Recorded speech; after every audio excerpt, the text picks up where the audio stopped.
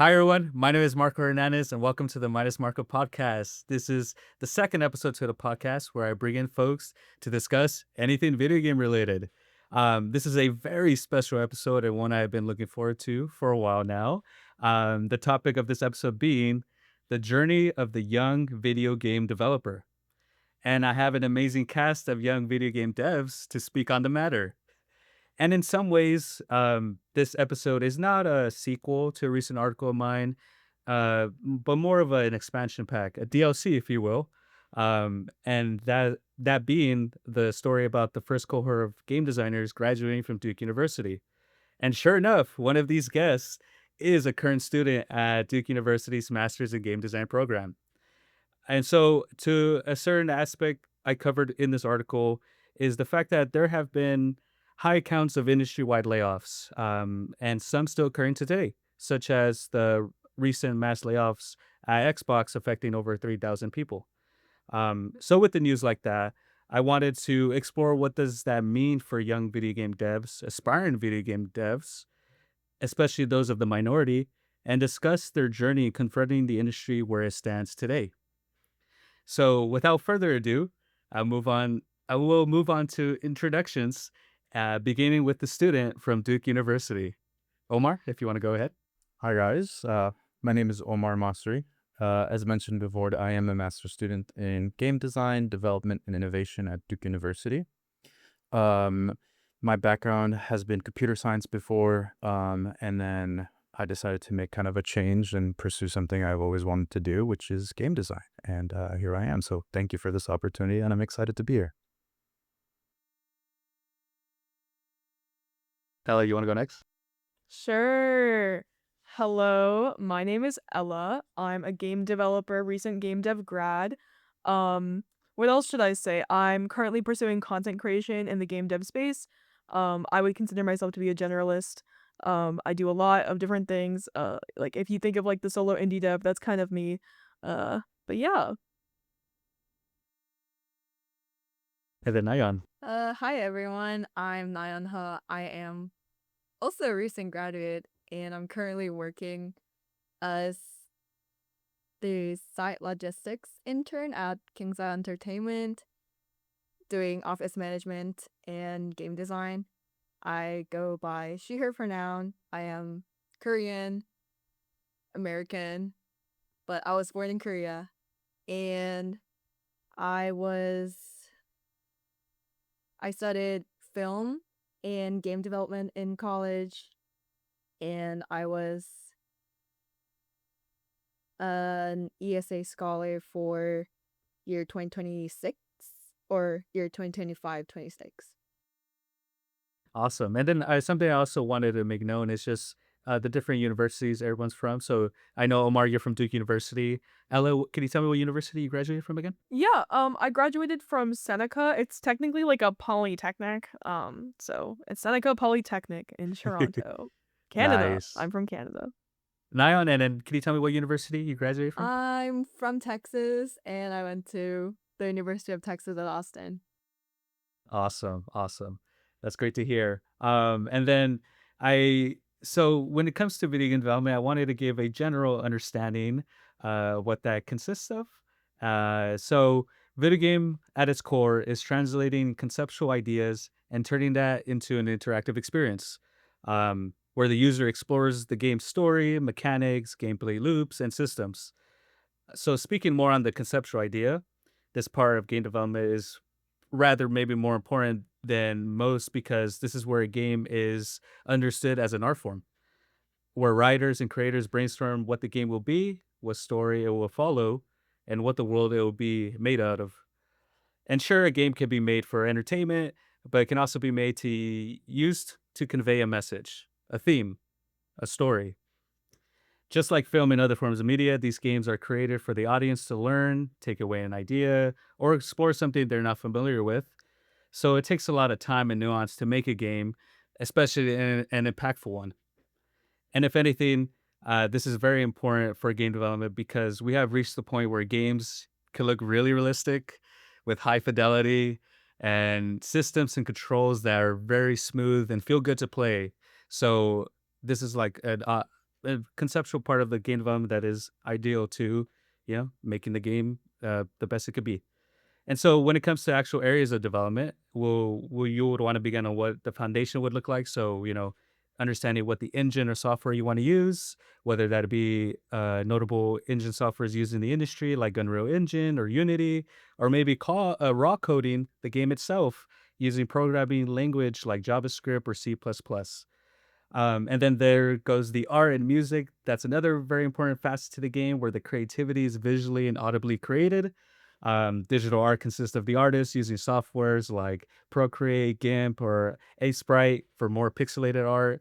There's also music that goes into it, so you'll have an array of areas where that could come from, such as softwares like LMMS or a full-fledged orchestra. There's quite a lot of options if you have the budget, right? Then there's the organization of it all, right? Where you want to make sure all this work goes into it together, such as using version control with Perforce, project management with Jira, and other things alike. But there's also very important other roles that go into development, such as more on the business side of things. So like product management, producing, marketing. These are very valuable assets for a game's success and for it to really stand apart from others. And so overall, game development is a team effort. Sure, it could be done by one person, but that could depend on what type of game or the certain goal you want to achieve with it. But overall, it's an art form that's beautifully crafted and make cool games that people get to play. And I'm a big gamer because of game makers that get to do it. And so, yeah, and that's enough about me or from me because I'm not the expert here. I want to head off to the folks who do know game development. So I'll bring it off to you guys and for you guys to discuss your own respective experiences as a game developer leading up to today. So if anyone wants to go first, you may go ahead. I can go. So I guess for me, I was always like an artist. Like I drew for my whole life. I drew like literally from like when I discovered my friends were drawing and making like cool characters, I wanted to do that. But then what happened was I was in college pursuing animation and first year was tough. It was a lot of drawing. And then I ended up helping my friend out with some pixel art for their game. And yeah, and it was really great. I really loved it.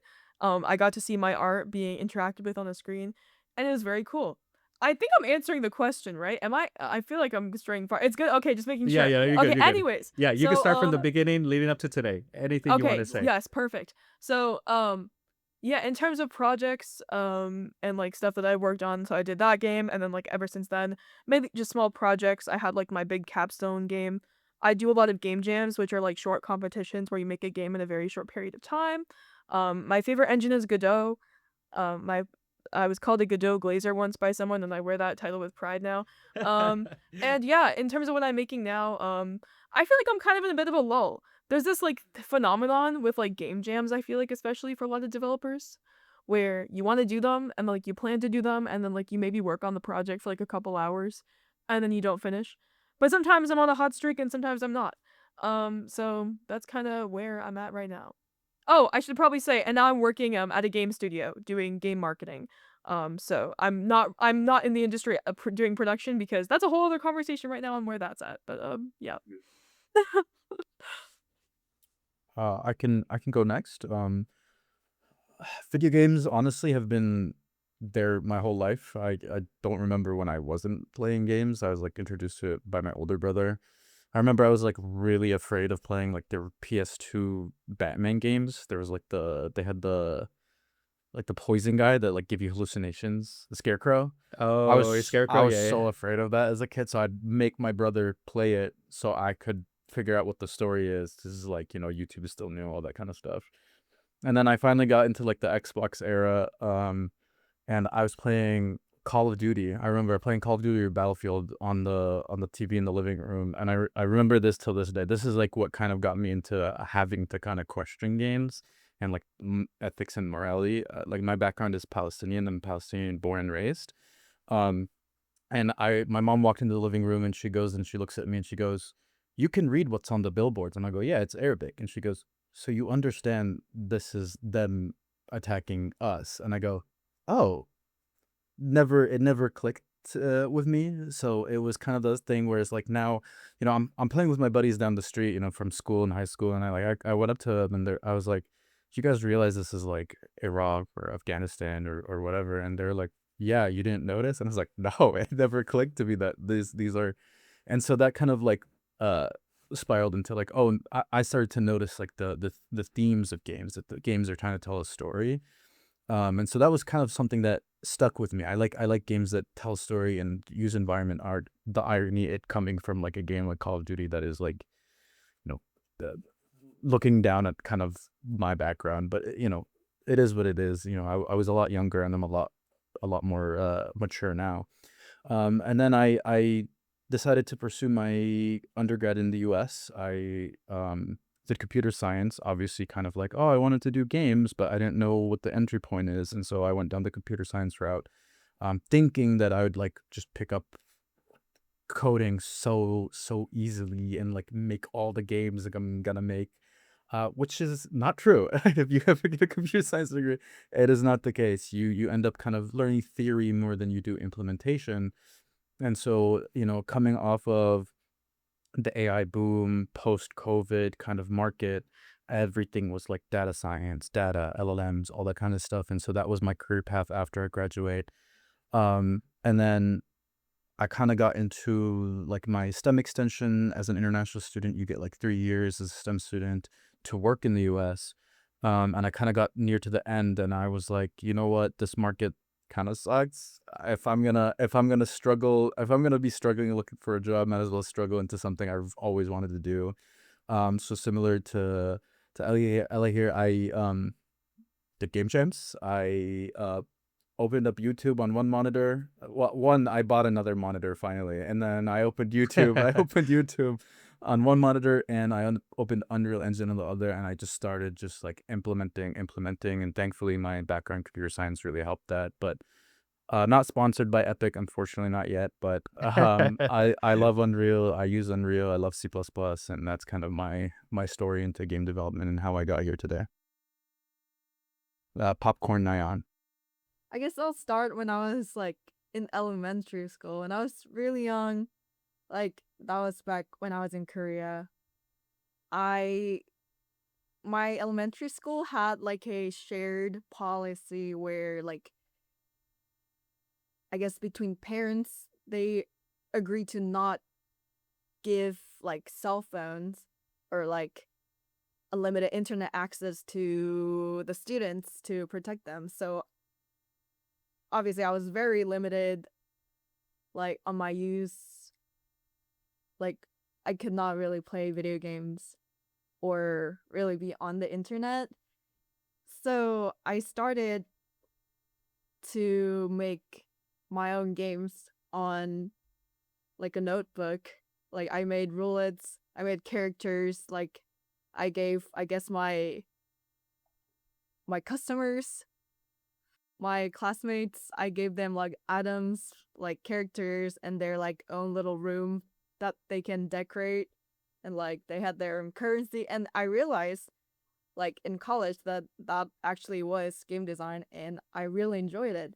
So, and that basically brought me to where I am right now, where I aspire to be a game designer. And it's, I don't know, it's really ironic because my parents were really strict on me playing games, but like here I am now making games as a job. Yeah, no, that's totally awesome. And I'm curious to learn more about like the international perspectives that you all bring. You guys are not from the US, right? So I'm kind of interested to know what are the kind of different, maybe whether it's like how game development is seen where you're from, or maybe if it's like a career they encourage you guys to go after. I'm kind of curious to know like what was that kind of perspective towards your guys' childhood and just, growing up in general, where you guys came from. I mean, I come from a traditional place, so game design and game development is like out of the realm of like what is like seen as normal. I think it is kind of a product of coming from more of a like unfortunate to use this term, but more of like a third world country, um, those opportunities are not seen as something that would ever exist. But the truth is that was kind of like me kind of putting that uh vase over my eyes and be like, oh, this is impossible. Like that was something that I had always kind of assumed it was impossible. And kind of similar going to what Nayan said is about like strict parents, um kind of like strict parents, and also kind of tradition kind of coming into it, the expectations kind of pursuing a proper engineering career, or like something in medicine or something like that.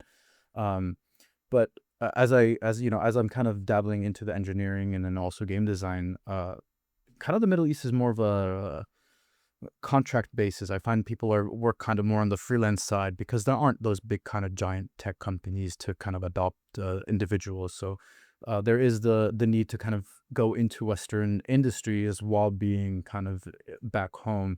And so you'll find people who are freelancer artists, engineers, and that kind of stuff, and their work is phenomenal. Like they will exceed expectations. What I've noticed, like sometimes when I say, oh, I come from a Middle Eastern background, there is that expectation, like I need to kind of like, my work needs to be polished, because people who have not had the opportunities that I have work triple the amount I do, and produce way better things than I could. And so it brings me joy and pride to see that there are people who kind of jump over that hurdle of tradition and culture, and kind of dabble into something that's new, that is kind of in the background. People don't really think about it or see it. So that's kind of my take on my view on game design.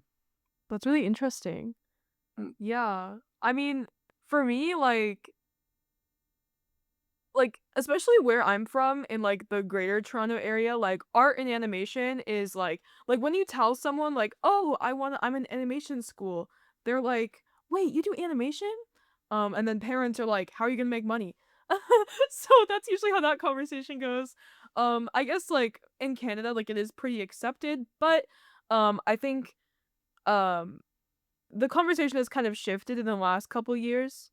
Like especially like when I went into school, it was 2023, and this is kind of a different conversation, but it was like 2023, and like the whole AI thing was happening, and like the whole AI thing.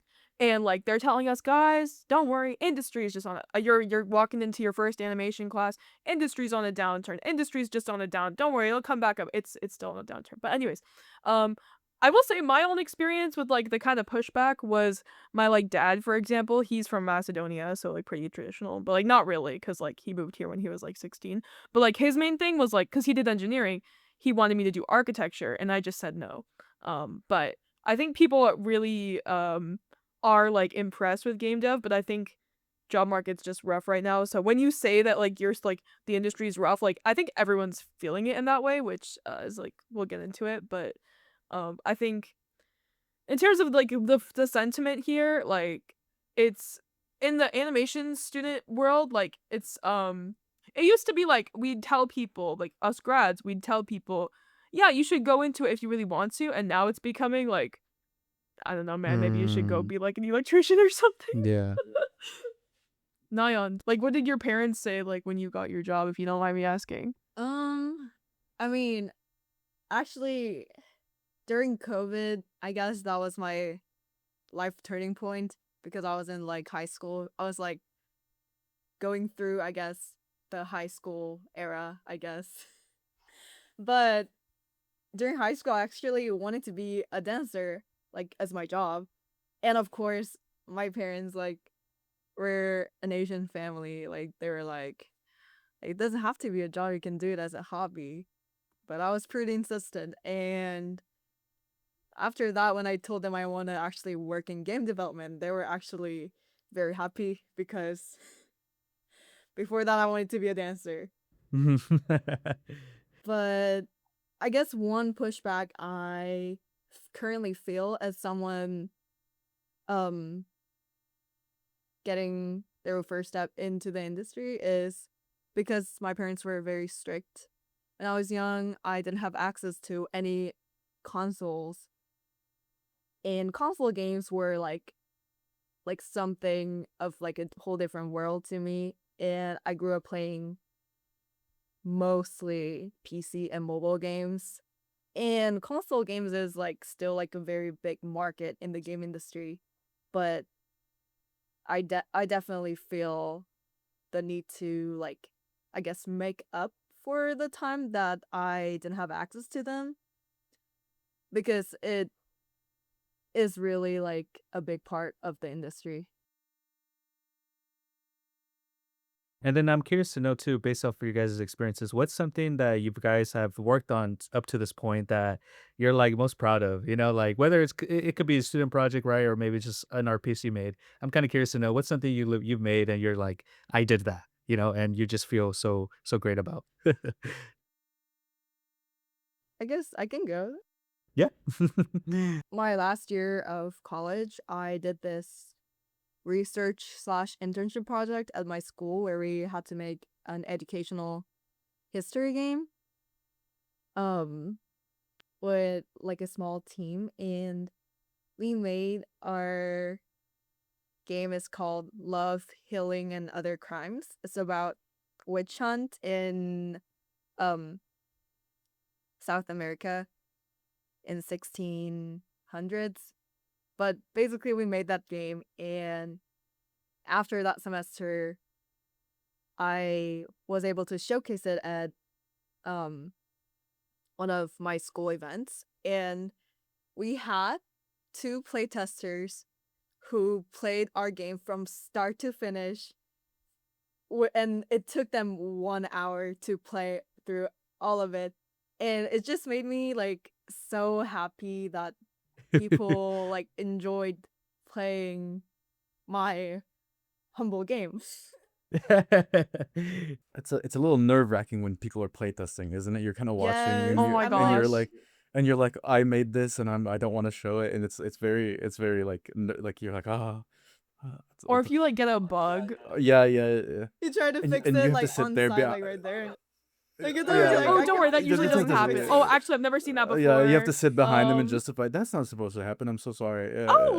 actually, you did it right. Yeah. It's just like it just does Uh, that, you know. Actually, funny story. I was playtesting one time with like on campus, and we were kind of trying out a color mechanic where you have to match things to the color, and it, the percentage of people who are colorblind is relatively low compared to people who aren't, and I feel like we had just every colorblind person in America just in that room at that time, because almost every person who came up was like, okay, we can't Wow. see the colors. I'm so sorry.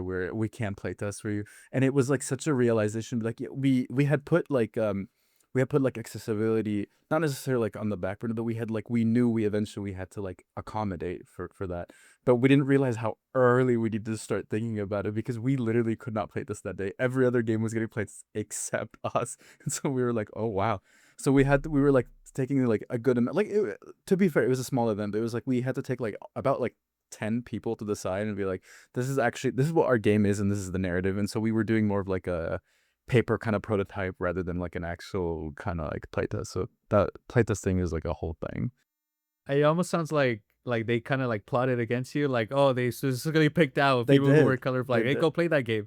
Yeah. The colorblind Yeah. club cave. They knew. It was Yeah. Someone had a grudge. one of them was my professor, and he like looked at me. He goes, "So is this red?" And I go, "Yes." And he goes, "Is this red?" And I go, "No, that's yellow." And he goes, "You're lying to me." And I was like, "Oh."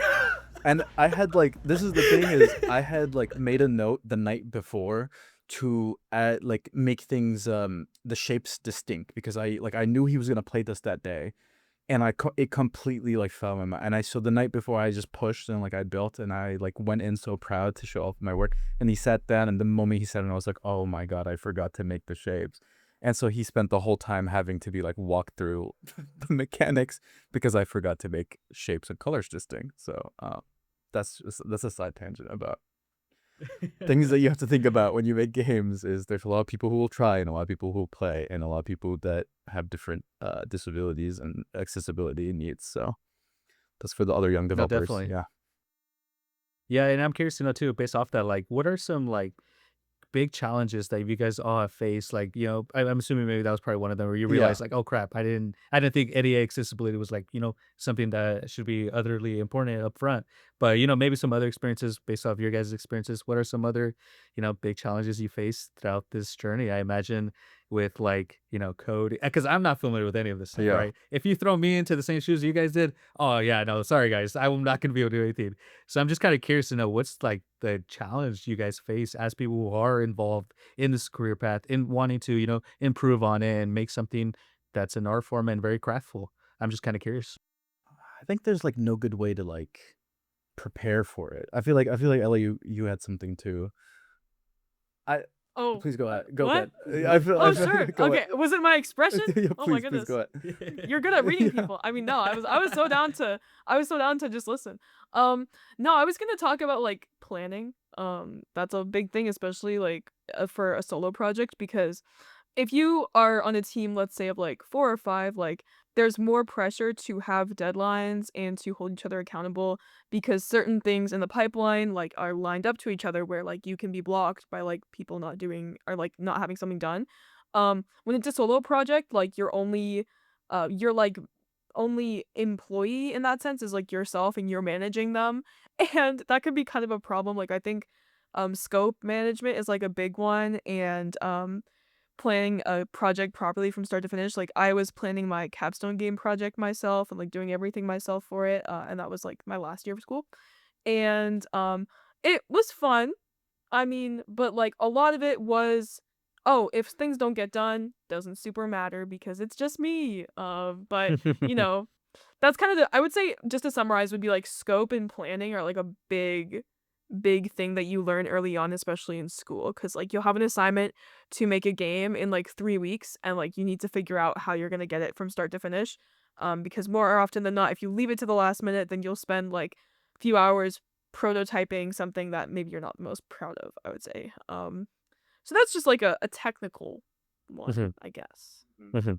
It's definitely just the no one prepares you for it. Like there's no right answer, it feels like, for things. There's no right answer. There's That's a almost good one. because like there is like some like agreed upon like structural way you should go about things on the technical side.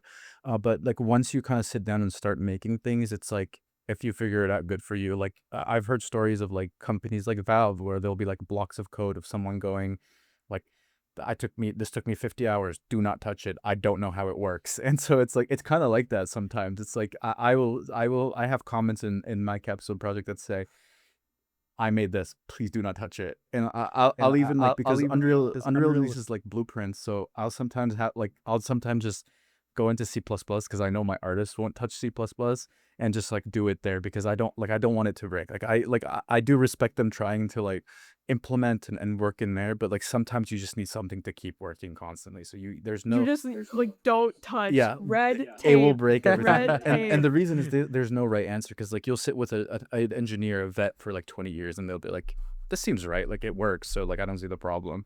And I was like, oh great, thank you for your feedback. And so That's one thing. Like Yeah. the older devs, like Yeah. they're like, oh, it works, like it's fine. Yeah, Like correct. if it works, it works. yeah. And then like us youngsters are like, but it has to be done the right Yeah, way. yeah. It's like, well, There's no right way. Just accept that. There's no right way. It works. Like Mm. if it runs well, it doesn't break someone's PC. You're checking those boxes. I think you're doing that. That's you it. just have the confidence that you're doing a good job. So Yeah. Yeah. No, it sounds like you guys are all taking a shot in the dark. That's pretty kind of much. scary pretty too. much. Yeah, like let's just hope it lands and makes it where I want to go. Mhm, mhm. I'm curious to know, Nayeon, like based on your experiences, would you say you've come across something similar or maybe something different in terms of like challenges you faced in terms of like developing? Mm, I mean,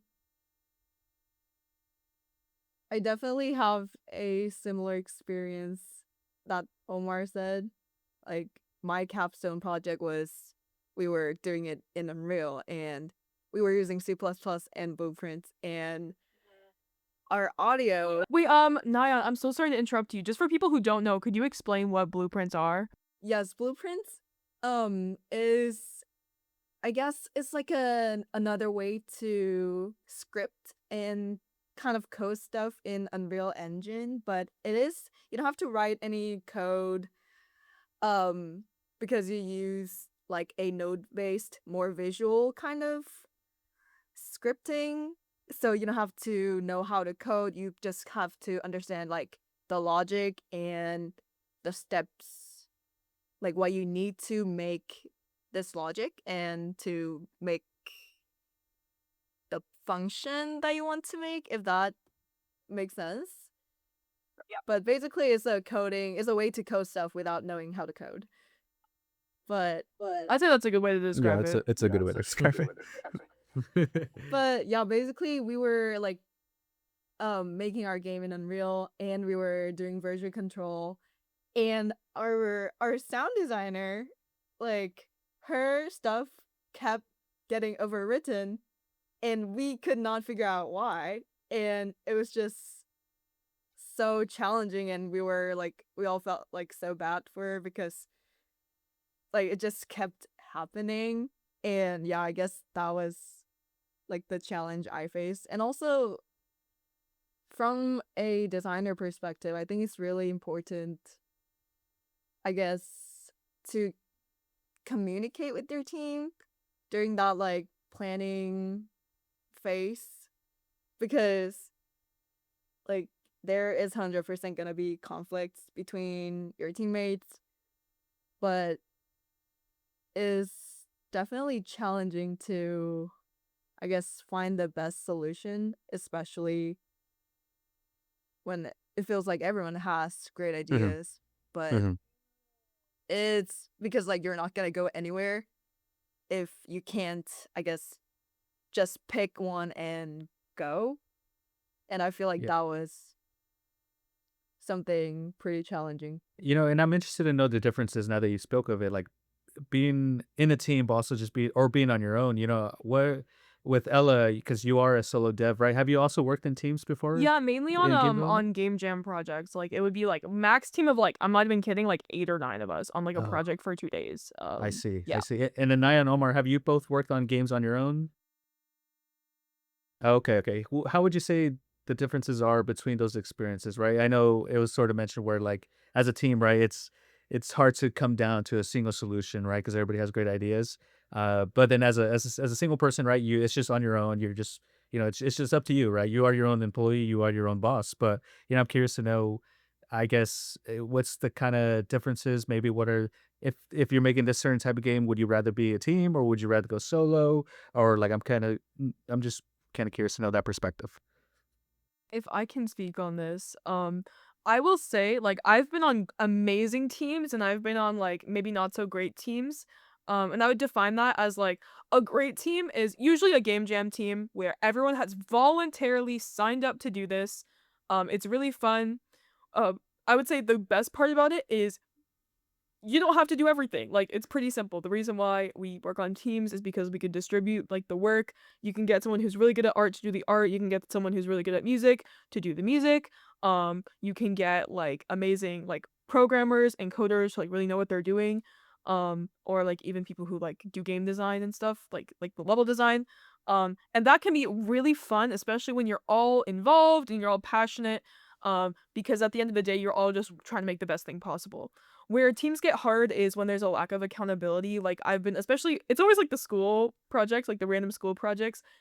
You really do find out who is like your real friend sometimes in these situations because like It's a yes, I loyalty understand test. that Yeah. because I understand that this is hard. Like I know it's a lot of like let's say you have an assignment together like for a game and like someone's not doing their work and it's like I thought we were friends, bro. Like I actually haven't been in this situation, but like I've been where like I have been, but like not with like people okay, if they see this, they're gonna be like, I'm not your friend. Which like listen, like we had just met. Okay. Anyways, it's this type of thing where like you really it's not just about friendship, it's about you find out what type of person you would want to work with and who if they ask, oh, you're working at this company, could I recommend you for a job? But in terms of moving on, in terms of like solo projects, um that's fun because you can do everything, and it's also bad because you have to do Right. everything. But solo doesn't always have to be like you do everything. Like I know a lot of people would like outsource, especially this is a big one for devs, is music. Like people like a lot of devs don't really have that music background. It's a whole other discipline. Um so I would say it varies. I would say it's like what that like graph, like the four like a four a 2x2 graph where it's like team good, team bad, solo. Hmm. You know, I don't know where I was going with that, but I think you see the vision. I think you see Yes, the yes. vision, and I'm translating it to each of you through the Yes. media. Anything you want to add, Nayan and Omar, to that? Or is that pretty good, like, explanation of that? It's honestly spot on. It's for me. It's more of it's so funny that this is like a universal experience. It's not like this.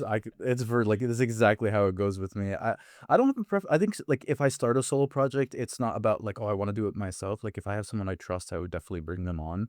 Um, Mm. I'm in the mindset that there's no, like everybody can learn everything. To be honest, like that's kind of I walk into game Mm. dev with that idea of like sometimes I might have to touch audio, I might have to touch animation, and like I know I'm not like gonna be the best, but like if I can get something up and running, it's definitely better than nothing, and I can rely on somebody else to do it. But it's definitely about communication, like and accountability for sure, because I've definitely been in scenarios where people will overpromise or underpromise, and it's just that it's like it's about kind of like getting through things, less about like proving yourself. It's like we have a checklist.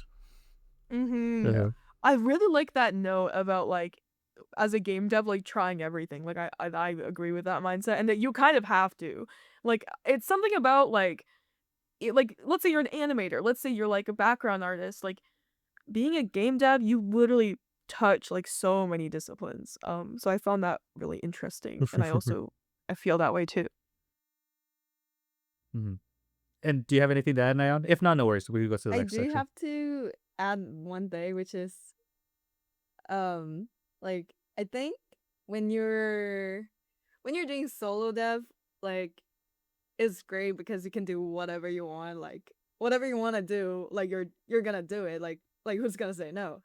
But I think it's definitely easy to get that bias because you're not, unless you like ask other people and consult like Mhm.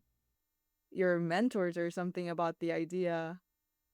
It's really easy to get lost in your own thoughts compared to when you do a team project. Like you get a lot of opinions, a lot of ideas, so you get like different perspectives, and so your project becomes more critical, in my opinion. Yeah, so solo development is like an idea paralysis sometimes. You burn yourself out, Oh, that's the and word. That's then the and phrase. that Idea paralysis. and that project is never getting opened ever again. It's just No, yeah. literally, it's like, okay, I did this for like a day, Yeah. bye. And then you find it in a few years, it's like, Oh, I remember that. Yeah. Yeah. oh, I remember Yeah. that. Marco, you He's with there? us. I think he's Oh, there alive. we go. Okay, he froze for me Yeah, for a me too. second. Me That's too. why. Okay.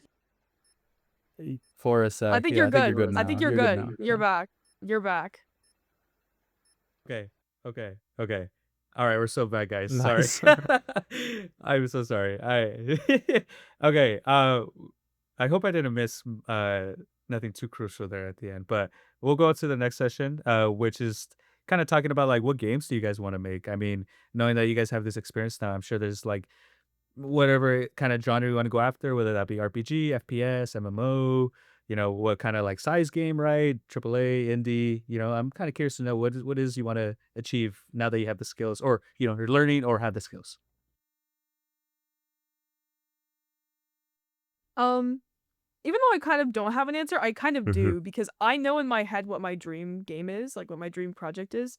Um, I think for me, like for solo, we're talking about like solo project or like solo close to solo, where like maybe I get someone to do the music or something. My dream project is like a game like the size of like Tingles. Oh my god, not Tingles Rosy Ruby Land. I was just working on a video about that. That's a Zelda game. I'm talking about a different Zelda game. Zelda Twilight Princess, okay? That's like my favorite Zelda game of all time, and I would love to make like a Twilight Princess like. And that's my dream project, to work on solo.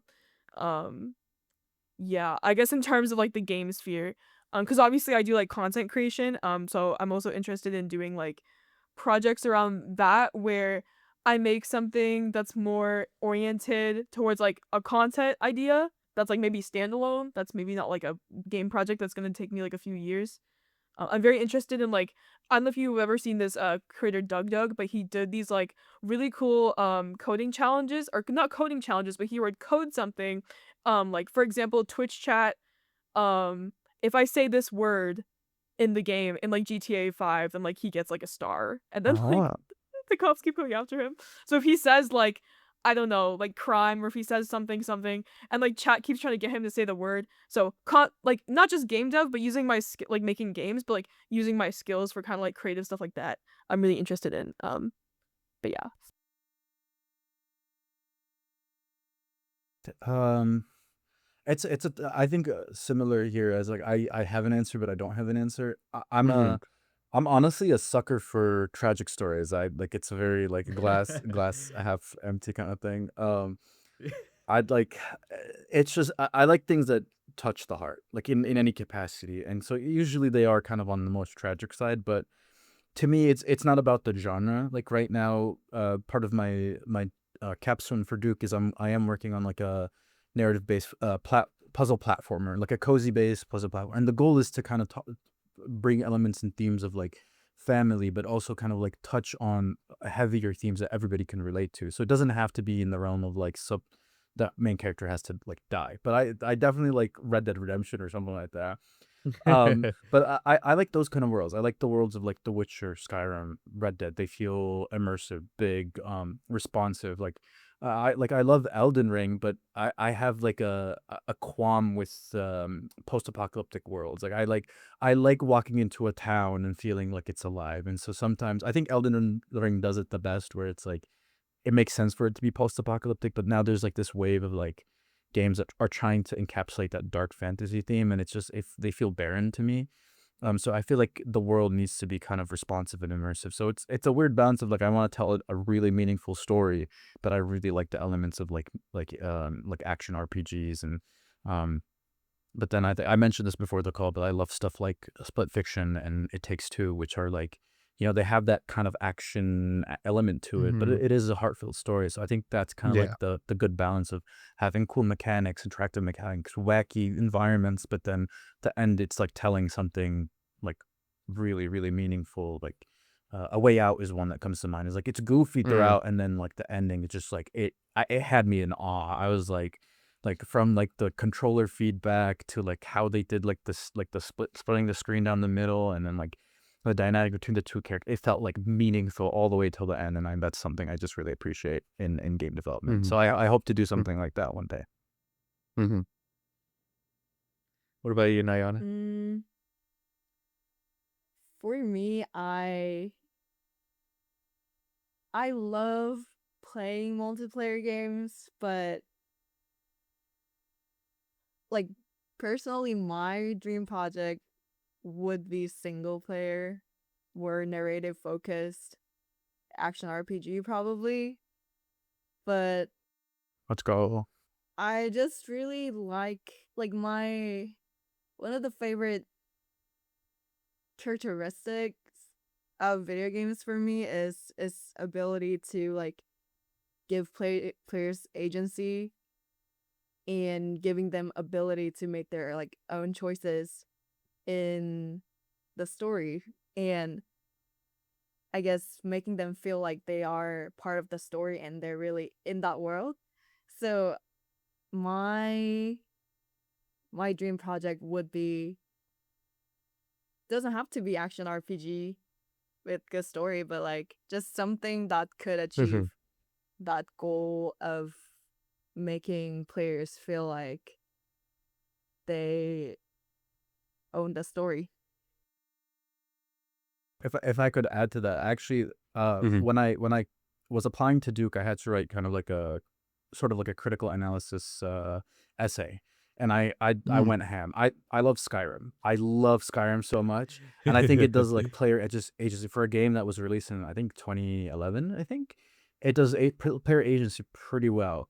But then like we fast forward to now, and to me, it's like I like dismantled the game. I love Skyrim. I even left a note at the end. I was like, I love Skyrim, but this is, but it was it like I was talking about player agency in the sense of like you can explore and you can go anywhere, but I specifically talked about the Civil War's storyline in Skyrim, where like you just do it and then everybody just changes the color of their clothes and that's it. That's the end of that's the result of you picking one side or another. Like they give you the choice to pick one side or another, but all that happens is the cities turn either red or blue, and so it's like uh like player agency is very important. It Mhm. only gets better, like but there's still so much to do to give the player that like immersive, like you are writing the story. It's not written for you, you are writing it as you play. And so there is this whole debate about like how do you make a story that someone already pre-wrote, sorry, into something that feels like it's only dynamically changing as you go. And Mhm.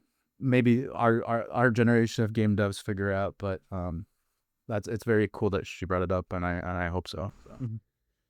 For sure, yeah, and I say from I myself, like the type of games I'm a big fan of are for sure the player expression ones, the RPGs, the games where you could show yourself in the game in some way, right, to represent yourself. And I admire games like that because it kind of like for me growing up, something I mentioned in my personal essay back when I started this career is the fact that growing up I didn't feel recognized. I didn't feel like I got along with a lot of people. So gaming allowed you to give you the tools to be like, here's what you have. Here are the abilities you could use, the character customization you could mess around with. Be you in this game, be whoever you want to be. And it's just like, what's like no way, like I could be whoever I want in this and like express myself to the fullest, beyond reality. And I've always thought that was very fascinating to me, and why I've always been so intrigued by games like that. And I think to another extent, though, like in terms of games that are fixed, right? Though they don't have that sway, they don't have that player expression. I think games where they attract like some kind of like hobby or interest of mine really speak to me as well. Like my favorite video game is Marvel's Spider-Man by Insomniac. Oh, very I'm a nice. big fan of that game. Mm-hmm. Uh, but biasly, I'm a big fan because I love Spider-Man. He's my favorite superhero. Like I love him to death. And so, the fact that I got to play him in this game and almost any game he's in, it always brightens my day. But, I think that game also in of itself had great gameplay, had a great story, had great things that added to it that made it all that more meaningful and why it is my favorite game. And so like there's definitely as me coming from as a player, not a developer, this is definitely where I'm coming from with that perspective. But yeah, I totally get where you guys are coming from on that. Did you Um, did you get your tickets for the new Spider-Man movie? This is pre-Spider-Man, I think 3. What was it called? yeah, Brand New Day. Brand new. This is recorded You before said it that came so out. fast. Yeah, Yeah, brand. yeah. This is before it comes out. Yes, yes, Yeah, and did you yes, I did did you get my very tickets. nice. Good. Did you get your tickets there? Are you I gonna watch have it? not. I was gonna go with my friend, and then he just preferred somebody else, so now I need to find another friend. Oh, what? Dang. That's Well, if actually only your villain origin story. No, That's it's your fine. Spider-Man villain origin It's okay. story. I right. respect that. I respect that. I get it. It's whatever. I'm not hurt. That's It's whatever. whatever. Oh I'll get no! over Oh it. no! All right, so definitely the next topic would be a bit more on the serious side of things. Definitely something that I wanted to Game explore though, face because on. Sorry. it's Yeah. it's something that I for sure wanted to explore with you guys. But definitely, I'm curious to know what are you guys' thoughts on the state of the video game industry right now? With seeing the news of the layoffs, right? It seems kind of constant. It's not stopping. Every week there's something happening, right? Something very unfortunate and affecting so many people. What does that mean to you guys as young video game developers who are pursuing this career? Seeing stuff like that. How does that make you feel? That gets scary, to be honest. It's partly scary because we grew up on games and games felt like they were infinite. Xbox 360 era, it was like the backlog for games were like in the hundreds. PS2 was more, and as we like, I think as we grow in consoles, like we're coming up on the PlayStation 6 and that kind of stuff, it's like it feels like the catalog for games dwindles a little bit in terms of like, but it's a lot more polished. There's a lot more companies, and now indie development, it's kind of in its boom. And so it's odd because as a sole developer or an indie developer, you could definitely like push your thing to Steam and it's accessible like that, and like that's really cool. That's like, we're getting some wacky stories, which I really like. That like there's no higher up going like, hey, you need to write it and be done. But like, no, no, no, take full creativity, do your own thing. It's really, really cool. But we're also in the place where the behemoth that used to be Xbox is laying off like so many so many people, so many veterans too. It's not like, oh, new, like junior level or entry level. It's senior level. People who have been working on games for 20 years, and it's scary. Because these are the people that essentially, like, in a way, I'm putting quotation marks for the audio listeners. These are the people that kind of raised us a little bit. Like, we grow up on these games. But at the same time, it to me, it gives another perspective about what games are. Because we have the entertainment. Entertainment is, I don't think, ever going to go away. Like, it's always going to be there. I would say, going through a phase, and hopefully it fixes as we continue into the industry. It is a tough time, but any industry goes through that. But I've recently kind of stumbled onto the world of serious games being used outside of the realm of entertainment. There is, education, medicine, engineering, simulations that essentially, like, double as, like, entertainment and a way to, like, keep the person engaged, and then but also at the same time double as, like, a data collection, research collection kind of thing.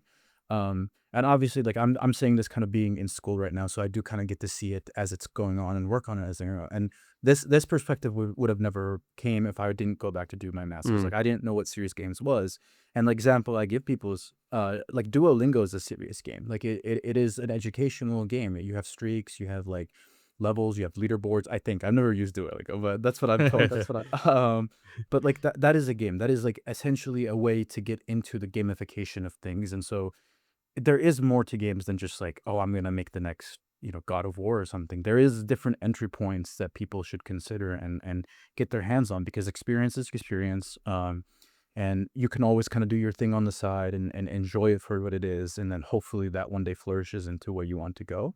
And it is an industry that is, I think, accepting of all ages. To be honest, I've seen game developers that are 12. To be honest, which is very humbling. I will say very, very humbling. They're all making Roblox games. Yeah. Like, making Roblox, and it's way better than anything I could ever make. But then I'm classmates with people who are kind of the age of my dad, and they're like, yeah, we love games, and so we're starting our career now, and who cares? Like, this is what we want to do, and so it is inspiring, and there's no wrong time, and there's always different ways to go about it.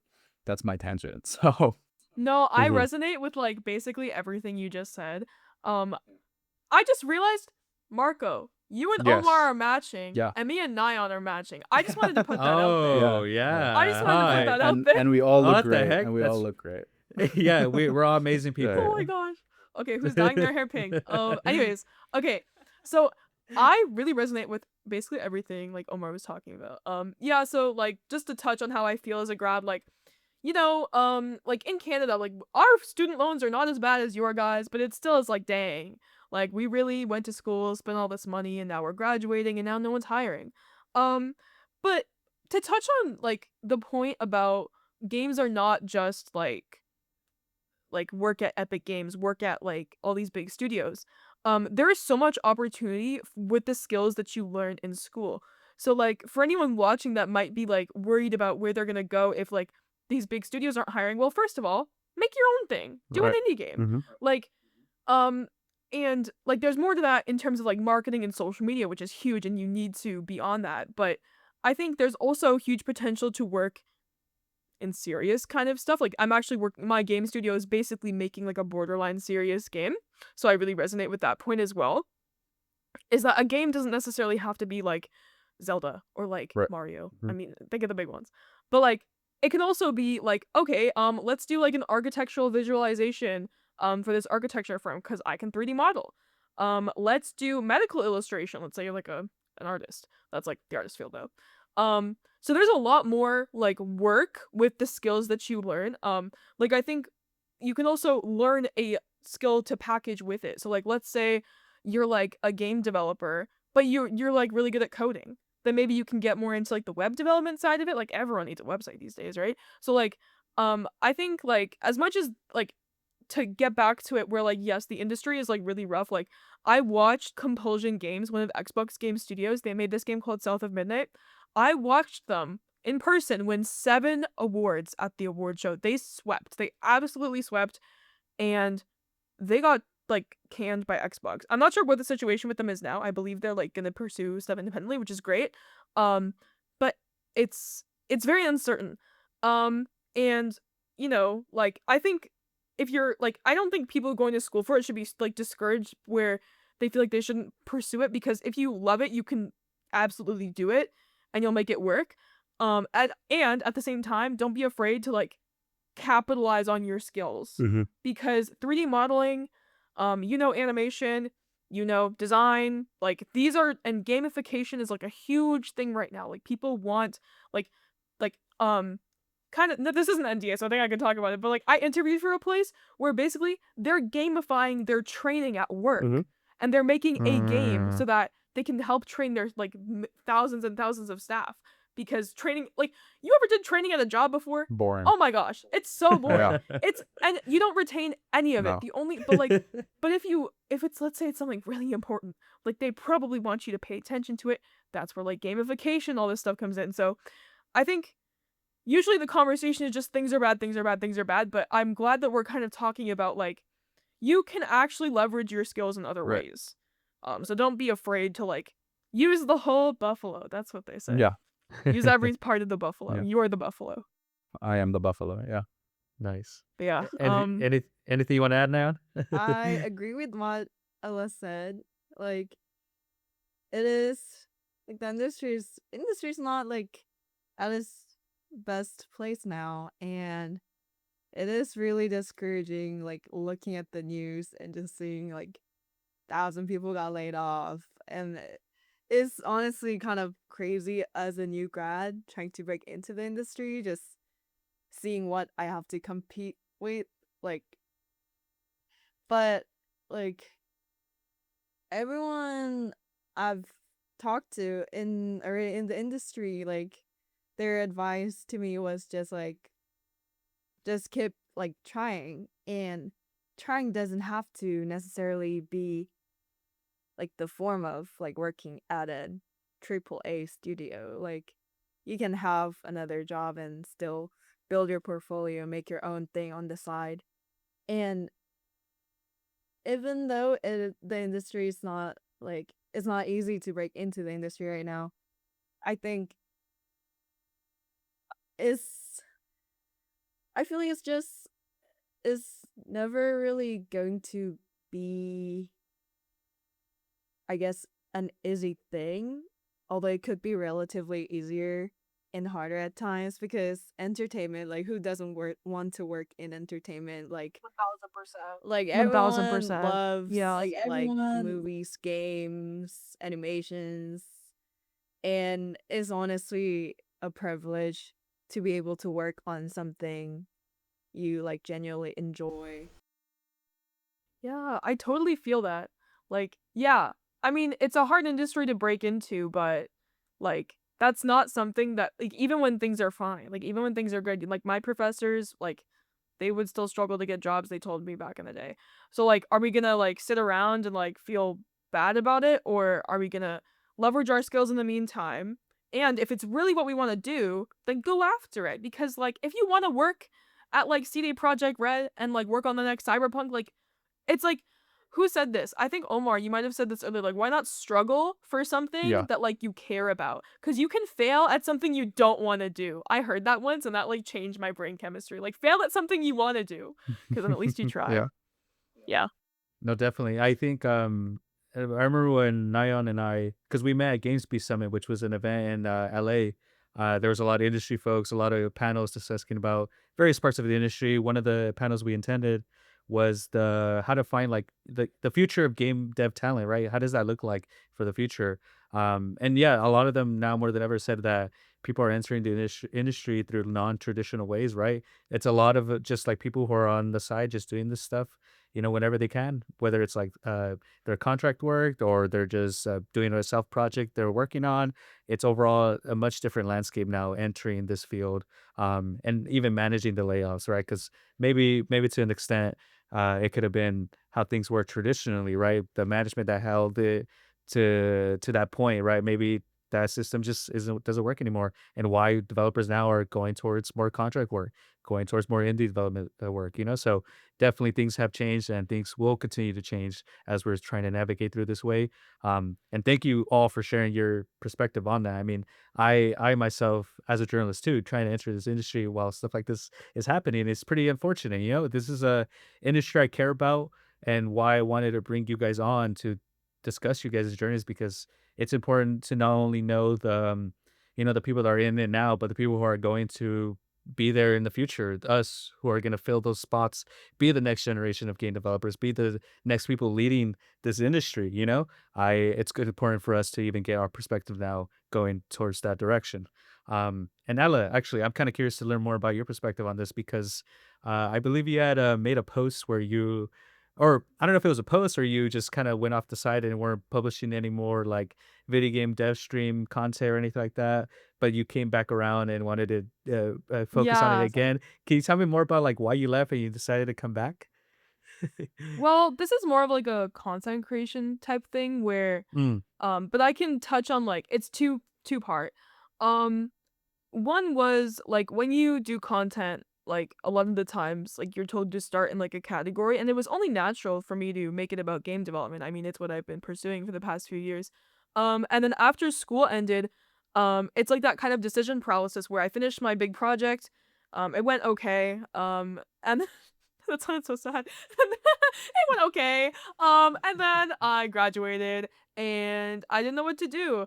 And when like it's the big open canvas, the open game project, empty project, no assets, nothing. You just stare at it, and it's like, why would I even bother making a game? Like, honestly, my mindset was like, do I want to make like a full indie game? Like, what am I doing?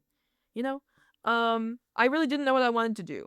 And it was also two part of like it was just me trying out like other content stuff.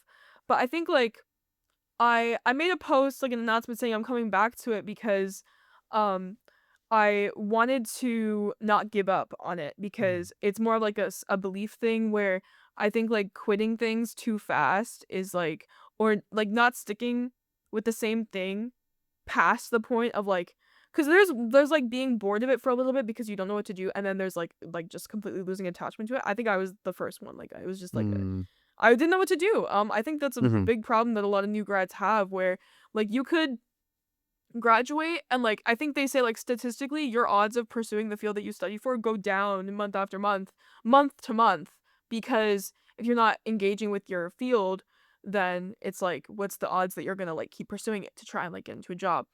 So I think the big thing that I would say about that is, and also part of it was like I think I honestly, because of the whole situation, I did kind of give up on the idea of working in a production role, aka making assets, doing code, game design, anything like that. Um but I've actually found that through social media, and this is another topic on like leveraging your skills, is you can combine things, like I'm into social media, I love games. And I think that was actually appealing to a lot of the places I was applying to that wanted marketing for their game, because I not only have like my current job, but like, getting like an interview or like a paid test in this economy, I was like, oh my gosh. So yeah, I think it's like a couple things, and I would say Mm-hmm. like so where I'm at right now with it, I guess, is like I'm back to it, question mark, figuring out what I want to do. I'm Mm-hmm. still in the world of games because if I'm a Godot Glazer, I gotta become a Godot God, Yeah, yeah, yeah, yeah, yeah, yeah. no, for So you sure. know? yeah. Definitely, definitely. No, I admire that a lot, and I Can't lose admire my you title. all. I admire you all for still like being here, still wanting to pursue it. It's great. I'm right here with you guys, doing my own kind of thing as well as a journalist. But let's go at this together. I think I'd love for us to see where we go from here. I think this could be a start of something big. Who knows? We'll see. Absolutely, But yeah. I'm just excited. Now thinking, going to what I said, thinking long term, right? Going big. What are some long-term goals you guys have? Do you guys want to maybe own your own studio, be a senior game developer? I'm kind of curious to know where do you see yourself in the far future? When I was applying for my master's in this, my initial thought was a gameplay programmer. I mean, I'm still in that realm. I really like the concept of system design and gameplay design because it's just cool. Like uh, I think the thing that solidified this for me was when Baldur's Gate 3 came out. it was like 70 systems just on top of each other. And the thing that it's like the thing with when you start game design or game development, it's kind of like when you become a chef or when you learn to drive, is like when you're sitting in the passenger seat, you're also like doing the foot movement, like trying to brake for stuff. It's like now when you start making games, you're starting to be like, how does this work? How does this work? How did they do this? How does this animation play? What's triggering this? Like the biggest question for me was in Baldur's Gate 3 was when you are in combat, um it'll draw a line from where the player is to where you want the player to walk. And so there's like a maximum distance they can walk, and there's like multipliers of like if you have move speed, you could go farther, but it will draw the line and then it will draw the path the player will go, and then the player will walk down that line. And so I was like, I want to replicate that. Seems super easy. No, it's not. It's someone had to fine tune that, and for it to work every single time over its separate different terrains, over like different kind of like if the player is walking over like oil, the player needs to go slower. It needs to like also keep track of like reducing move speed so the player can't actually go farther than them. So there's a lot of intricate things that you just it just works, and you're like, okay, it works, but someone had to sit down and think about it and like actually fine tune it. And that to me is both tedious but also really really fun, and that's kind of where I want to be. I want to be kind of in the like the nooks and crannies of the system of the game, the architecture of the game, and I want to know how it works, and I want to build it. And that's like that extends to like gameplay mechanics, movement mechanics, like economies in games, like NPCs, all of that kind of stuff. So if I could like work on all of it and just become good at all of it, I would. And so I guess the short answer is like a senior system engineer, system or like a game based programmer, and then maybe one day have my own game up. I don't know about the studio route. It sounds like too much to manage, and I am not a managerial person. But maybe if there's like someone can like own the studio, and then I could just be like second in command, that'd be great. Where I don't have to call the shots. Ideal position. Nice, nice. What about you, Nayan and Ella? Even and I'll say even if it's not necessarily in the game industry, you can even beyond that, right? Like maybe what are some, because obviously maybe you don't want to be in the game industry forever, right? So where do you ultimately want to go based off your experiences here? I'm also curious to know that if that's the case. I mean, I mentioned this, but I do want to make, like, I guess my dream game, um, the kind of game I want to make. Like, if I can make something like that in the future in the industry, like, that would be great.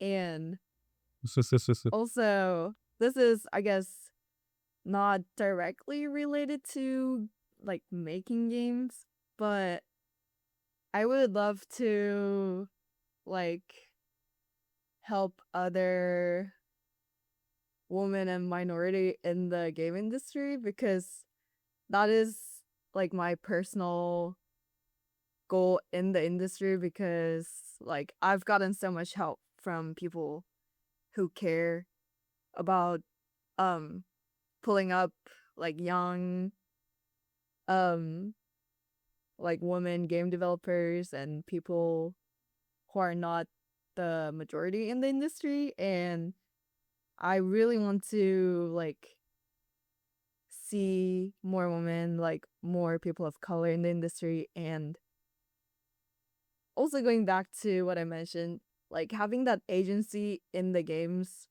I feel like because games have that power in this like medium, I think it's really important that they represent a lot of different people, because people can really like, because people will see themselves in the character, and people will want to play the game as like their real self in the physical world. So I really, my I guess this could be like my career goal or life goal, but yeah, I will be working towards more representation and helping other women and people of color in the industry. Mhm. Very admirable and very beautiful, I say. Like, I think you want to make an impact, right? A positive impact to the industry. So it's I myself have feel the same way. I definitely want to highlight minorities, smaller folks, younger folks, people of color, because I am of that crowd, right? We are all here in the same boat. So I'd love to shed light on all of us, and in a big extent, this podcast is an example of that, right? Us young developers, us minority folks, we are not who you typically see in the industry. So we're like seeking to change that. So I think ultimately it'll be for the better because there's a lot more representation, a lot more people could get involved, great opportunities to develop. But yeah. How about you, Ellen? I'm kind of curious to know. I'm assuming maybe something streaming related. Yeah. So for me, for those of you that don't know, I do content creation. So I post game dev videos like on short form, and I'm just recently getting into long form videos. And the focus has been game development. More from like an entertainment perspective though. Long-term goals, I definitely like right now I'm not full-time, like as I said, like I'm working at a studio, and I'm very happy to work with them. They're amazing. My goal long term, however, is to do content creation full time, and game dev definitely has a place in that. Like I picture myself like hosting like game jams. I love people. I love like in-person stuff, so I'd love to do like some big in-person game jam with like some cool sponsor someday. Like I think that would be so cool. Um, you know, using game dev in like more like finding ways to integrate it into content where someone's not just watching me code, but like having some kind of interactive element to it, or using my skills to make better content. I think that's my goal. Like I I think I think that's about it. I think like not to Mhm. get too deep into the content Yeah. stuff, but I think I think also consulting for like game marketing would be fun. Mm. Because I think that's like a big thing for indie game developers is they struggle with they just want to make their game, Hmm. And this is the thing is Hmm. it's a balance. It's like the content creation paradox where you can make videos about game development or you can just code and make assets and make your game, right? Um, like I think a lot of game indie devs want to just be making their game versus posting about making their game, and they're more a reserved person. They don't really want to do that. They don't want to learn the Instagram algorithm. Who wants to do that? Um, Not even me. Well, I mean, I guess it's kind of fun. I've been doing it for a while, but so maybe like definitely still in the social media realm, but game dev is still has a place in there Hmm. somewhere. I would Okay. say. Okay. Sounds good. So now that you've like some of you guys, right, who are graduated already, Nayeon, Ella, but Omar, you're still pursuing your education. But I'm curious to know how would you say in terms of your guys' each respective case, how whether it's prepared to enter the industry in one way or another, I'm kind of curious to know how that preparedness has brought you to now. Would you say your education played a good role into getting you prepared? Some experiences you've been through, such as Nyon, you had the ESA scholarship, right? That took you to GDC. You got to experience that through that scholarship. Ella, you as a streamer as well. I wonder if that played a role into your preparedness into the career you want to chase. I'm just kind of getting a feel for that. How would you say prepared you are? Can I How more you go? can I okay, okay. I'll do this. Can I shamelessly plug Duke since I technically there? Great. Yeah, go Okay. go for it. Go for Please. That way when I send this to my director, he's like, "Great, good job." I'm kidding him. Honestly, like being from the tech background, being the computer science degree, it definitely prepared me in terms of like, okay, I can understand the code base to some extent, but it does not prepare you for the industry. And I'm gonna do a shameless plug here. Duke does a really interesting thing of our program is set up in a studio basis. So your project is a 2-year long project, and everybody splits up into smaller studios. So you are in charge of the production of the game, from the conception of the game, the design of the game, the tech of the game, all up to you. And then they give you kind of like a budget for assets and that kind of stuff, but you are free to kind of um, decide the trajectory of the game. You kind of set up these roles, but it's kind of like a multi-hat situation as well. And then you get mentors. We get industry professionals to help us um, guide us to this. And so the program is structured to kind of get you prepared for what's to come. With that being said, like I think the reason I have the confidence to speak the way I do about becoming a game developer and a program is because of this experience. But the addition of it being kind of up to you, obviously with some guidelines, um, it really puts things into perspective. Like graduating from my undergrad, no, I did not have the confidence. I did not feel prepared. And I think a lot of people who graduate from the engineering program, unless they were like the top of class, they will always have that confidence, like the lack of confidence going into industry. The imposter syndrome is it is a haunting experience. Everybody kind of goes through it. Even when I was doing, again, before going to game development, I was doing data science and data analytics. Even then, my job was mostly parsing tables all day and setting them up, and it wasn't like something revolutionary, but it was something where I was questioning myself all the time. Um, in terms of preparedness, I think the one thing that is the most important thing, at least for me, is just that confidence. Like, again, I believe anybody can learn any skill with time, guidance, and the actual like commitment to it. And I think this opportunity here at Duke gave me that. It's like getting to experiment with things I would never have the time to within a safe environment, an environment of learning, has definitely been a great experience to just kind of get me up and running. Being able to open something like Unreal Engine, which Unreal Engine is a game engine, but it is also a physics engine. Like, for people who don't know, it is something built not only to make games, but it's to simulate physics. People at NASA use it to simulate rockets. Like, that's insane. So it is an engine that is intimidating to open, and now I can open it and say I understand it, and I'm happy to jump in the middle of projects. Like here at Duke, I've been able to jump in the smack dab middle of the project and just pick up and go, which is something historically I've not been able to, just because I had the lack of confidence to be like, I don't fit in here, guys. Like, this is not something I can do. But that is slowly going away. So that's my shameless Duke plug. But obviously, I've done things on my own since then, and that also just kind of doing things is the only way to be prepared. And I think I'm the Omar a year ago is different from the Omar now. So that's very important. Another tangent. Sorry. Yeah, no, No, not at all. that's great. Yeah. Do you want me to popcorn? No, I was kidding. Put someone on the so spot. I'll speak. So, my program's a little bit different because it's animation for 1 year and then game development, which I would say my program was mainly like 3D modeling. Um, in my experience, I felt like my program opened all the doors. Like, all the doors were locked, another opened, and I can go into the Maya door, which is a 3D modeling program. I can go into the Godot door.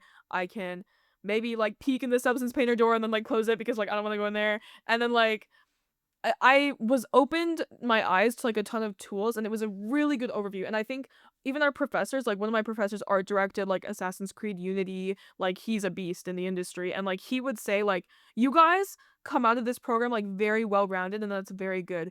In terms of like having a portfolio to apply to jobs with, I don't think my program really, they don't, well, obviously no one's gonna hand that to you, but I don't think that the assignments were really structured that way intentionally. Like, they were more exercises, and then if let's say you wanted to make a 3D environment portfolio, you would have to seek that out on your own. And then in terms of like job opportunities, well, like I kind of touched on, all my job opportunities from in the games industry, well, they all kind of related to social media, and I got them because I was kind of doing the work and like grinding on that on my I mean like grinding towards the like on my own, right? Like it was definitely independent work, and I think I would emphasize to like any, especially on the art side, like any student that is maybe watching this and like is maybe going to be preparing to enter the industry in a couple of years, like I would say you really have to have a professional looking portfolio that maybe you build with the skills that you learn from school. In terms of my level of preparedness, I think it's a me problem. Like, if I really wanted to, like, I think I should go into like really building that like environment or like game design, something. But I think social media is pretty fun for me, and I think the marketing side kind of comes to me more naturally. Um yeah, I think so. In terms of preparedness, I would say like I learned a lot, and it was still very helpful. Did it like make me hireable? I think you make yourself hireable. That's the end of that. That's a good point. Good point. I like that. Nayeon, how about you? Well, I do agree with the point Omar made about like it really gives you or about the confidence part, because but I want to connect it to more of um the experience I had at GDC this year, thanks to USA Scholarship Foundation. But I was able to meet, I guess, like other women leaders in the industry, and that really gave me confidence, because just seeing other people like me in the industry in an executive position, I think that just gave me a lot of confidence that I can succeed in this industry, even if I'm not the majority. And that was a big thing for me, because I also transferred to my to the school to UT Austin after my freshman year, and I was pretty lost, to be honest. Hmm. Um and I feel like just having that confidence is a huge step, especially as a student, because you have to be like, confidence plays a big role in being motivated for me. And you really have to do stuff on your side, and you have to have your personal projects. You have to like go on YouTube, search up tutorials, and learn on your own. I feel like that's a big part of succeeding in this industry, especially as a student. And just having that confidence, I guess, opened those kind of doors for my inner self to just like start doing things on my own. And also shameless plug, um a club I did during college, Electronic Game Developer Society at UT Austin. That really gave, I think that was what prepared me um a lot during my college education, because like I was able to meet other people who are interested in game development. I was able to network and just see what goes in, like I guess what's important, like in networking, like working with other people and teamworks. Because I mean, I didn't mention this, but I was like one of their officers. So having that position and being in that space really helped me network and learn a lot about like working with people, interacting with people, and teamwork, because I was also very um like I was very shy in high school. So really putting myself out there and like starting to network was a huge challenge for me, but just being in that space helped me a lot, and I feel like those are the biggest help I got from like my college years. Mhm. That's awesome. That's awesome. And then, so depending on time, this is probably our last topic, depending on how we tackle it, and maybe in some way you guys have already kind of answered it already.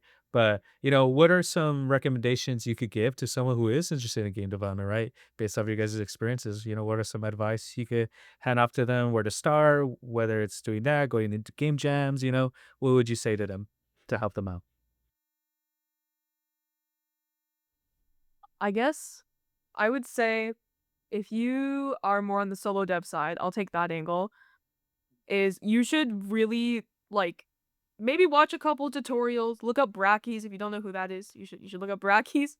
You should look up if you like Godot, GD Quest. You should look up like maybe follow like a couple tutorials. Um and then you should throw yourself into the deep end in like a 2-day game jam. Maybe with a team, I would say with a team might be more fun. But whatever topic you want to focus on, especially when I say solo game dev, a lot of the time in that niche, you're like an artist or something, like learning programming. So like that's kind of the angle that I'm coming from. I would say regardless, you should do as many game jams as possible, whatever discipline you want to improve on. I know musicians that do game jams where they'll be on like 3 teams under the table and they'll just like do all their music and sound effects for their portfolio. A lot of audio people do that. This is true. Yeah, Um, I've seen that too. I would say if you're on the solos, like just do a bunch of game jams, fail a lot, like make really bad games, make really buggy games, and consume a lot. I will say, like, watch stuff. Like, if you're gonna watch Let's Plays or play a lot of games, it seems obvious, but like sometimes like expand your horizons, watch movies, like get inspired. And also if you do want to make your own game and maybe sell it, you cannot skip the marketing step. There is rare instances where someone will just freaking win Steam Next Fest and they will just like go ham. Yeah. But like a lot of the time, Schedule 1s are like if you don't know what that game is, I'm not gonna get Yeah, it's, yeah, yeah. it's probably not. It's NSFW, but it's there. The Schedule 1 instance is very rare. The Balatro is rare. Balatro is rare, yeah. But some studios are setting themselves up with thousands and hundreds of thousands of wish lists before their game launches, and that's how you can become like a successful developer, right? And a lot of these times, these developers have a lot of game jams behind them, and some of these games are even born from game jams. So I would say my advice would be, if you are on that solo dev side, is don't skip the marketing step. Learn how to post brain rot reels. And do a lot of game jams, because you will learn by doing. Like because I remember being confused. I was like, why can't someone just tell me how to build like an inventory system? Well, do you know what an array is? Do you know what a dictionary is? You know how to get nodes in Godot, get node references? Then hey, you can make an inventory. So that's my advice, I guess. On my end, I think it's just I really like the point of you're going to fail that you said. It is true, honestly. Like it was really funny you bring up an inventory system, because I think we probably all of us have tried to implement one and realized, holy crap. Because I know I have, and then honestly, I'll say this. I'll give 3 different ways. I remember when I first started doing game development, my first ever inventory system, very bare bones. It only worked with one thing, did not accept any other thing, so I had to make copy paste. And I had a computer science degree. I could not figure out how to do it right. And then the second time it was more expandable, but it only accepted the specific like items that were like they weren't scalable. And then the third time around, I went all the way back to my computer science degree, and I was like, this needs to be scalable. And I like built it with the idea that it's going to function as like an inventory, a coin purse, a backpack, and like I had to do it 3 or 4 or 5 times before I could actually get it to a point where like it accepts like everything in this game. And that was like a moment of pride in me, because I was doing this thing of like, I was going to follow a YouTube video, which is where everybody starts. I honestly, that's if I were to open up a YouTube video, and it's just, even though you don't understand, just follow it. Once it works, break it down, try again, try to do it from memory, and then it's okay. It's okay if you have to go back to the YouTube video over and over and over again. You're learning as you go. Try the thing about I'm gonna put failure in quotation marks here, is it is a product of learning. The one thing that I try to keep on like my portfolio, no, but like I have like a learning section, like learning outcome section, that I try to do per project to reflect about what I actually learned. Like I'm not gonna one day pull up Unreal Engine or Unity or Godot and build like a whole NPC system and not walk away like, oh, I made 7 things that just did not make sense at all. Like, why can my NPC do a backflip when all I was trying to do was put text on like things don't necessarily, like, you're gonna run into bugs, and that's okay. Just accept that things are not going to work, and then eventually they're going to work, and it's going to take time. Like, game design and game development is a vast industry. You have people from all backgrounds. You have writers, you have artists, you have programmers, you have philosophers, you have like all these people that should not have any cohesion between each other, that probably don't talk to each other at all ever in an academic point, come together to make a game, and that's the beauty of it. And so don't expect yourself to kind of know things off the bat. Just accept that you got to start somewhere, and then just start. Naya, any advice? Yeah, I agree with what Ella said. Just like you just have to like start, and it's a really great idea to join a game jam because it has like like a set hard deadline, and it forces you to go and work and just get into the engine and do something, even if you don't make the deadline or if it doesn't work. And also, game jams usually have mentors, people who can answer your questions, and you can even like you should join a team if it's your first time. Like I very strongly recommend. But if you join a team, you can like ask other people for help. You can even join if like as like if you don't know how to program and you want to learn how to program, you can join as artist or writer and ask the programmer to, I don't know, share their screen or teach you. So I think game jams are definitely a great way. And they're fun. Yes. They're like really fun. And you get reward, and they usually feed you. Like there's usually Yeah, pizza or and something if you go in you person. can make So something silly. Oh my gosh. Yes, Toronto Game Jam has a snack bar. Yeah. It's insane. Yeah. It's insane. So we should have It's went so to generous. Toronto. Dang. Oh, come on, guys. Next time. Next time. Thank you so much, everyone. I actually have not been to a game jam before. I am missing out. I gotta And try. You gotta I will- cover I gotta it. try it. I know, exactly, Yeah, yeah. exactly. That's what I'm gonna do. So if there's anyone have an opportunity to go to one, I'm gonna definitely go. All right. So just because we have very limited time, I'm just gonna rapid fire these last questions. These are more fun ones, so definitely just give your first answer, whatever. What's your guys' favorite video game development studio? CD Projekt Red, CD Projekt Red, Hazelight, and Cyberpunk, and Witcher. Yeah, I'm gonna start with. I forgot my third one, so we'll just do that. Naya? Riot Games. All right, yeah. Nayeon's Wait, what you asked league. me? Nayeon's playing the I'm- league after I'm this. Korean. I play Wait, League. what do You're you playing ask? League. I don't know the league lingo. Do you ask like who's your main? Yeah. Oh, you Who's your- can. who's your main? No, you ask what's your lane. First lane. Your then lane? Your main. Oh. Oh, Well, interesting. I was a mid laner. I used to main Zoe. Nice. But Oh, it's a hard one. now I exclusively play this game mode called ARAM. Yeah. Me And they don't too. really have lanes, so Catch me at 4 a.m. That's what I'm doing. I cannot lie to. Oh, It's so much fun. It's just turn off your brain and just go. Yeah. W so much Riot. dopamine. W Riot. Yeah. Is that the yeah. dream studio to work for if you had to pick one, Nayeon? Probably. Yeah. Or CD So, Projekt there we go, Red. there you go. Like I have Hey. to give it to you. Yeah. I love Mhm. Or Cyberpunk. Nintendo. Oh, Nintendo's not bad. Yeah. Hey, Nintendo was good. Yeah. Nintendo of America. Favorite video game. Zelda Twilight Princess. That's a tough one. You put on the spot. I'm gonna say the Witcher 3. Do you have one, Naya? Nayeon? I mean, I feel like you guys already know. Okay. Okay. I'll Let's say have a lol in the definitely Mario. chat. Definitely Okay. Mario. Yeah. Yeah. It should be Mario. Favorite video game memory or moment.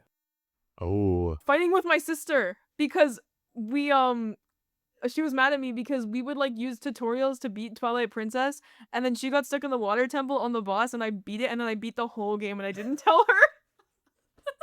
Very nice. She was so mad. I love that game.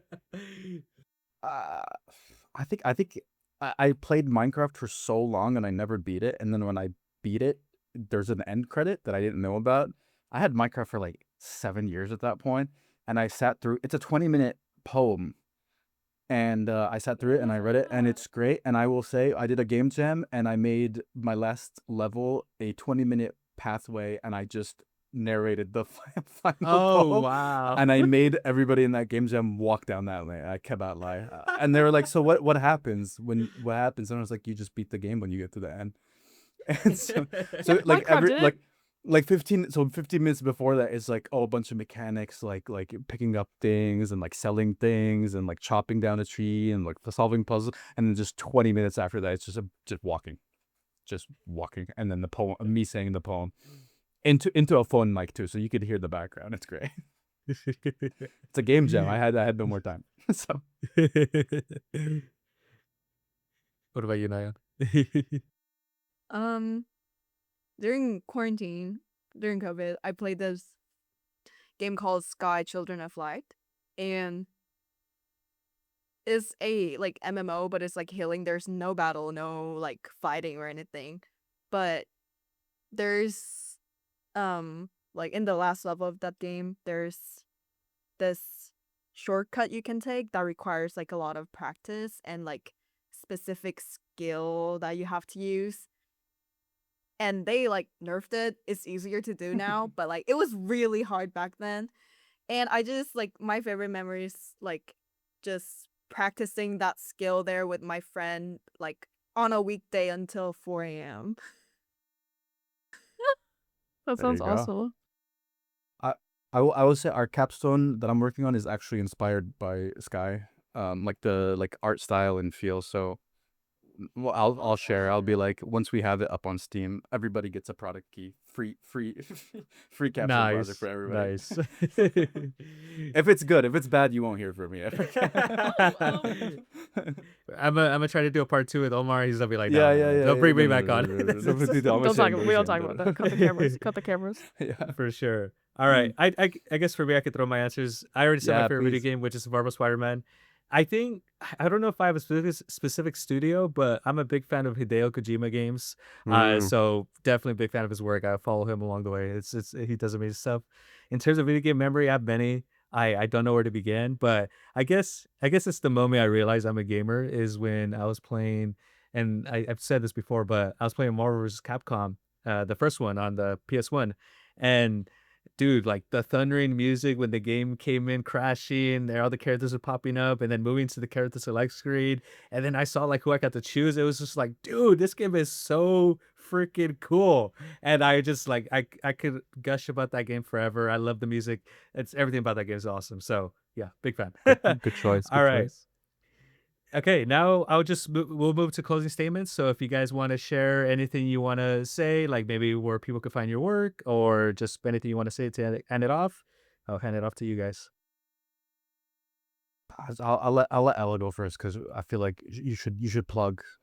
Okay, you see that Go. sign up there? That's my ad on everything. It's Ellimity _ on Instagram though, and I post about game dev and other stuff. And I just started posting YouTube videos. Please subscribe to my YouTube channel. And if you have a Twitch Prime account connected to your, or an Amazon Prime account connected to your Twitch, feel free to use that because you're taking money away from Jeff Bezos and I get free money. So please Twitch Prime on my next stream. And Yes. yeah, I also have an itch.io if you want to play my games because this is a game dev Oh, podcast. cool. Yeah. Ellimity.itch.io. World peace. Fair Yeah. enough. Fair enough. I guess you can find me on, I guess, LinkedIn. I don't know. Oh, looking it up right Yeah, now. yeah. It's Omar Masri 36. Don't know why the 36. I think the other 35 were taken. So so Omar OMAR Masri MASRI 36. If I get 50 subscribers, I'll do like a face reveal or something. So and then my portfolio is there, but a work in progress right now, so don't judge it. There's a lot For sure. of things I got lazy to add. So and world peace. There you go. Popcorn Nayeon. We'll start it like we finish it like we started it. Yeah, I believe Marco will put our links, but yeah, feel free to add me on LinkedIn if there are any like students watching this.